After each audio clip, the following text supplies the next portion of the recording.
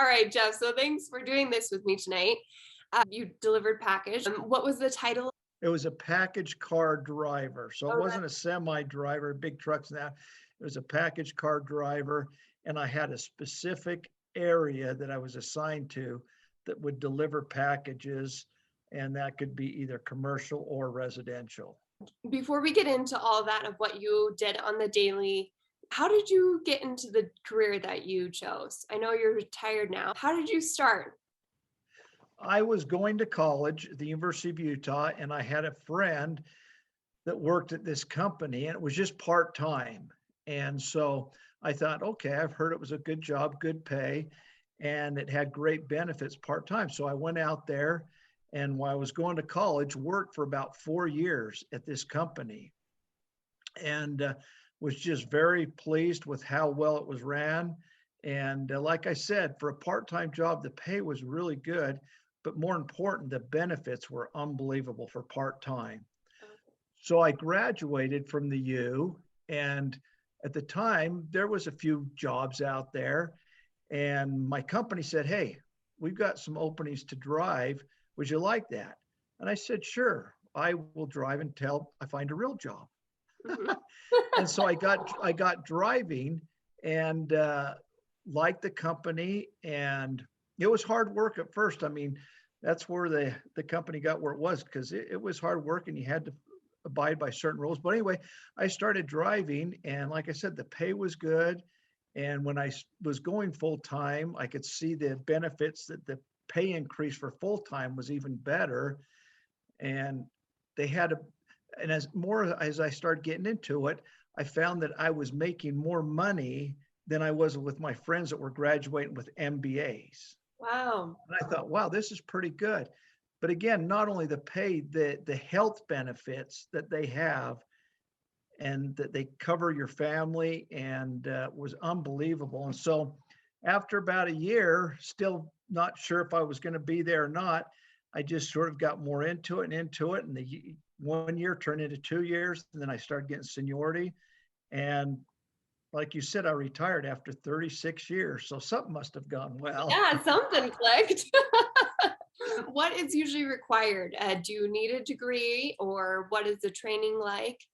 I think uh, you do not need a college degree. I think you at least need a high school degree or a, GD, and basically that's it.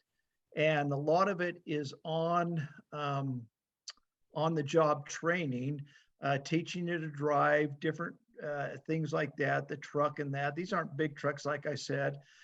Some of them were stick shift, and so if you didn't know how to drive stick shift, it would be hard to work that way. But the important thing was this company was very highly successful because of its appearance, because of its uh, attitude towards its drivers to drive safe. And so as you were driving, you had to practice certain safe safe driving habits.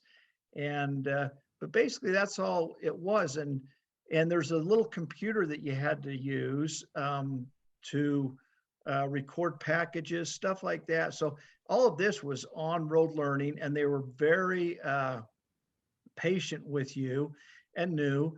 And so you went through a 30-day sort of a training period, and with a supervisor out there helping you. And then after about a month, you were sort of on your own and would go to different certain areas, and you just eventually were just as well equipped being there a month as you were somebody there for 30 years, because everybody was doing the same thing. It gets pretty routine, which is Yeah, there's very routine. it's kind of nice. I mean, some people really love a routine and some people really Yeah.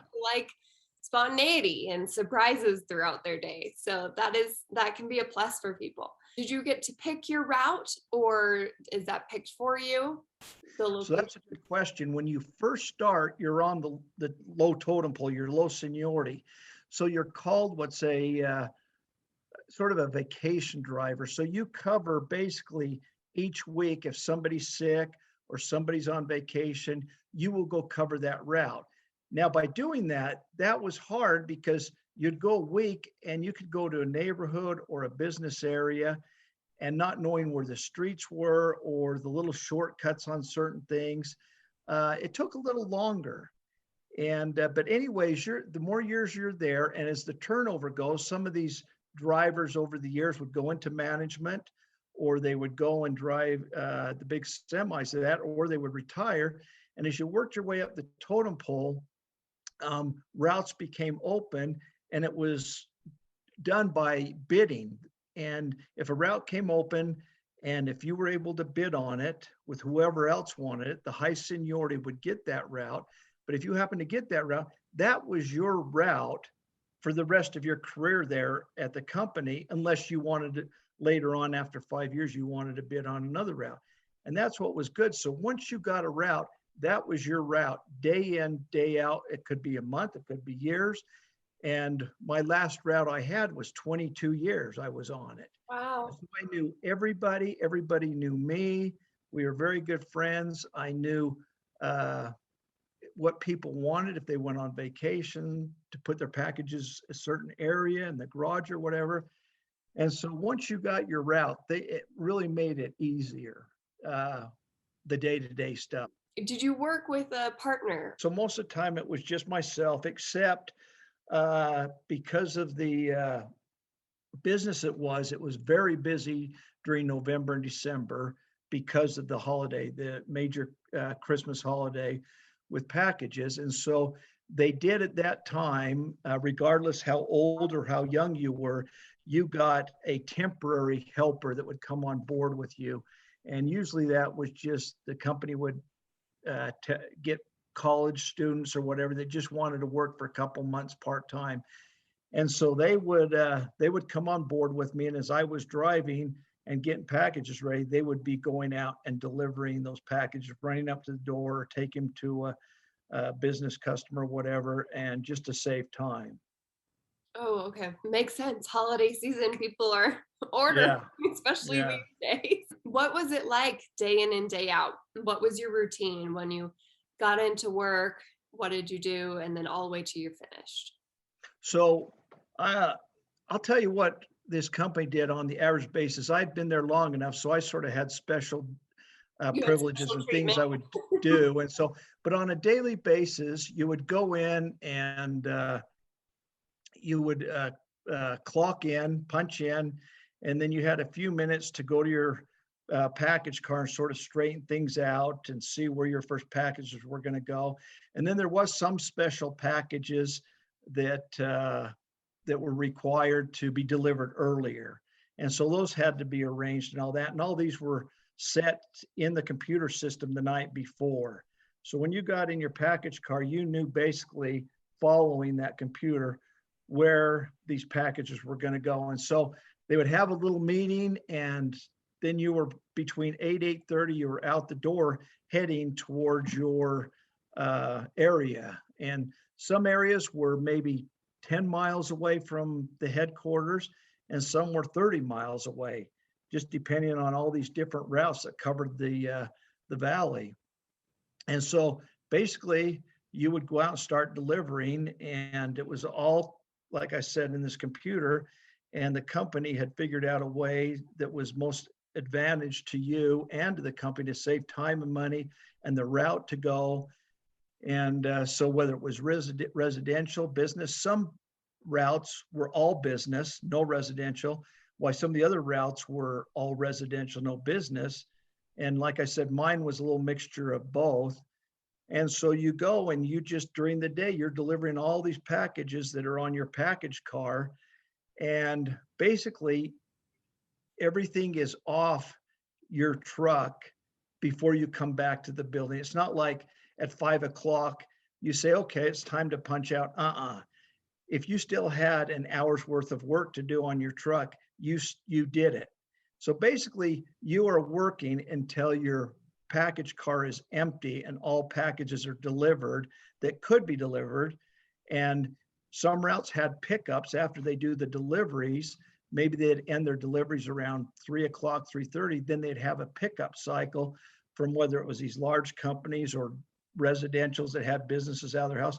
You'd go back and pick up the packages and then take them back to the building. So you worked until your route was done. And like I said, it usually everybody started at 8:30 in the morning, but some people's routes were a little easier and they maybe got in around 5 or so. And some people wanted more work and wanted the bigger routes. And so sometimes they were getting in at 7 o'clock or so. So Did you, with thinking about holidays and then also packages and how long it took you throughout the day, did you work weekends? What was your schedule like? So the company I was at, I was just Monday through Friday.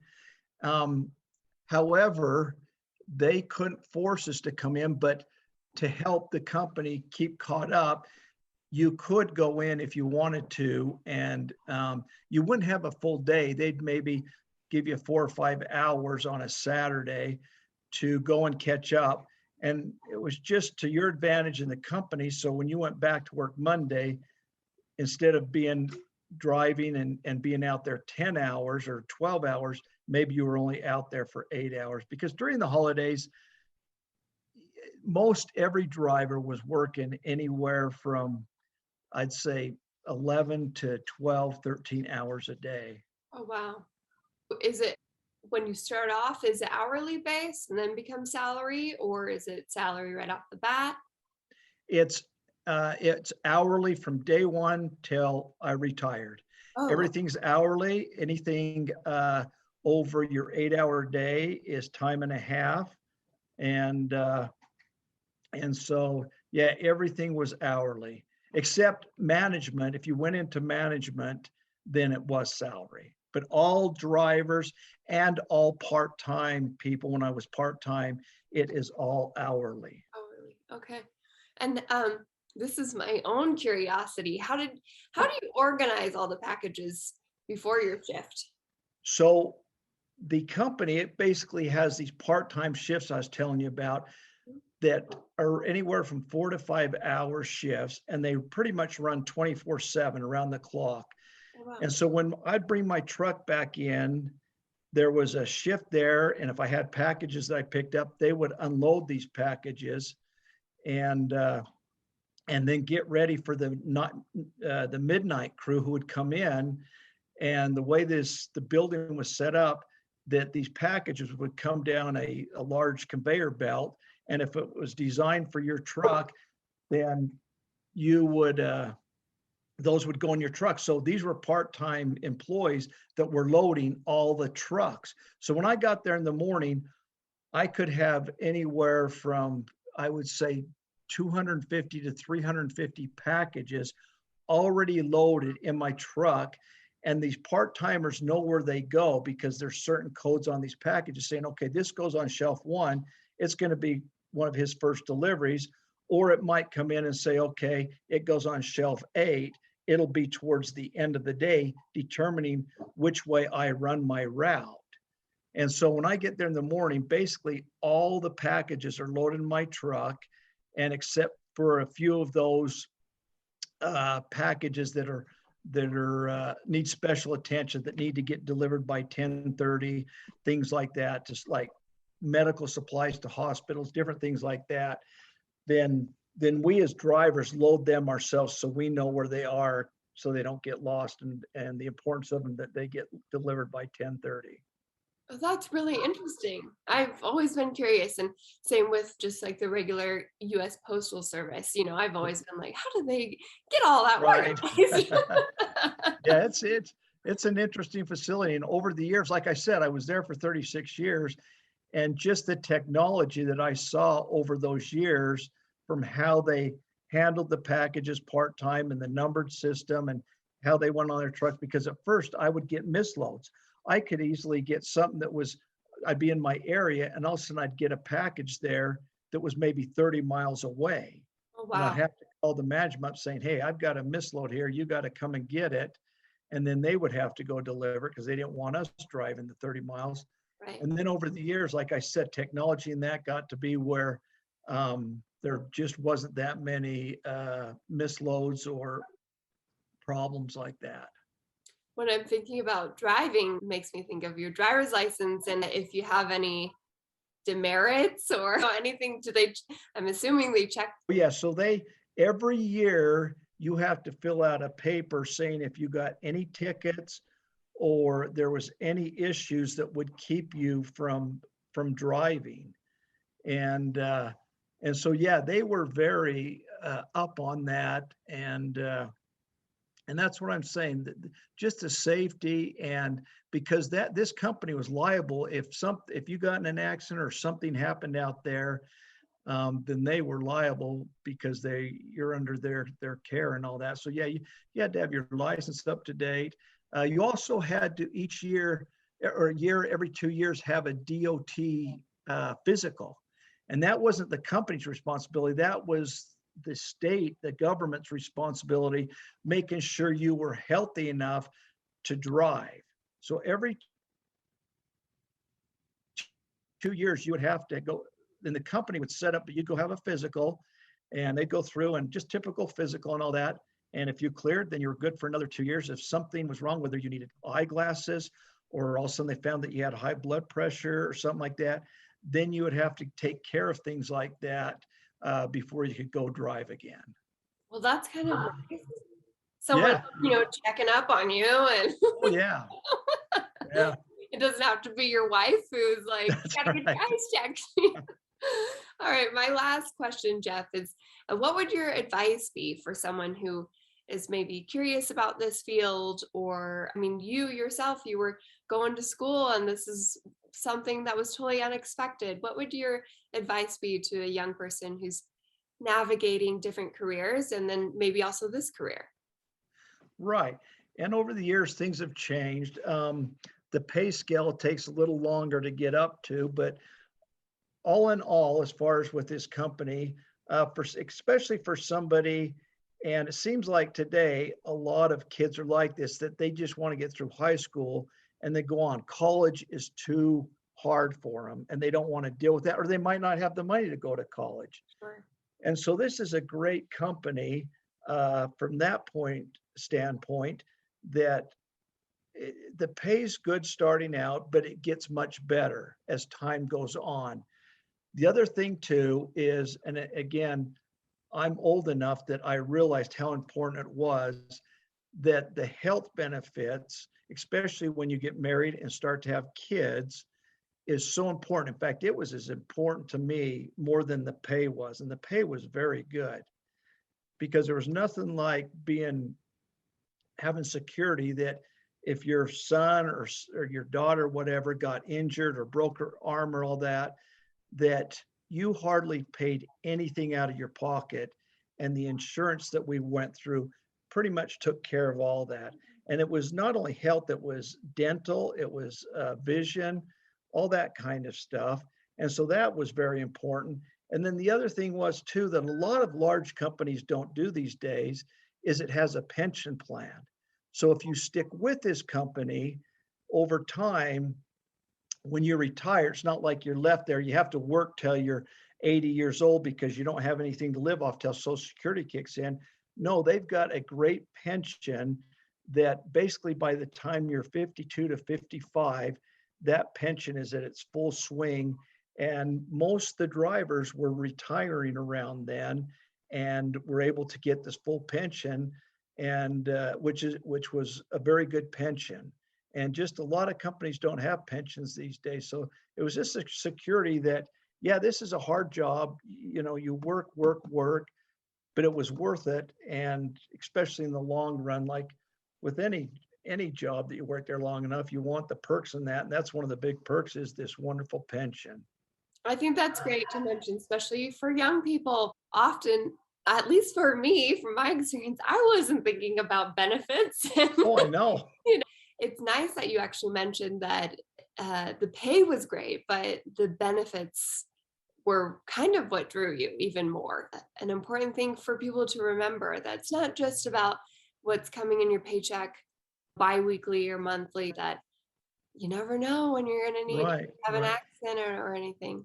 And I should mention too, that as you start there and get going, there is growth opportunities that if you do want to go into management, that their first priority is to hire within the company. And so if you want to go into whether it's part-time or full-time management, you sort of got the first shot at it. And plus, they will help pay for college. If you want to go back to college during your management time, they will help compensate and pay for some of your college. And it's a company that they want their employees to stay with them until they retire. And so they, like I said, they treat them well, and it's hard work, but they treat them well and want their longevity there. And so there is opportunities for growth there. Yeah, this is so great, so insightful. Thank you so much, Jeff. You are welcome.